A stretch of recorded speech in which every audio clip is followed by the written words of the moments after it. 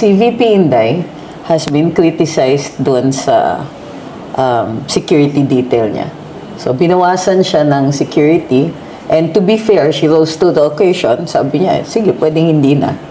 Pwede naman. Hindi nga siya nag-react nung una eh. Kaya lang, ang daming makulit online and even sa media. Everybody was reacting. Pati congressmen, nagre-react na na that's excessive. Yan. Everybody wanted to put may mga talking head sila ngayon. Correct. Hindi, style nila ngayon yun eh. But in addition to that, shortly then after that, she was on her way to Germany, nakunan siya ng picture. Clearly CCTV, sir, pag nakita niyo yung siya, her husband, her children who are minors. Na nakunan din sila. I mean, since pinag-uusapan na rin lang yung issue ng security, at the same time, merong ganon.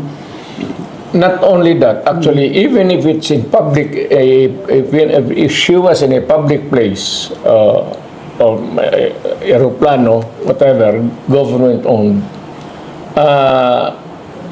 taking pictures of a person is clearly hindi naman illegal, but it could be illegal in the sense that it involve the security of the person. Security, okay. Yung kay Inday, what is deplorable there is that it was taken na hindi alam. And for security, hindi naman siya walang kalaban yan. Whenever she goes, she does not need 75 policemen even. Pero assuming it to be na ganun siya na official, and you are discharged, si Inday naman, alam mo, si Inday lang, ito lang ang masabi ko sa inyo sa lahat. Among the few sa gobyerno, it was only Inday who was very outspoken against the communists noon.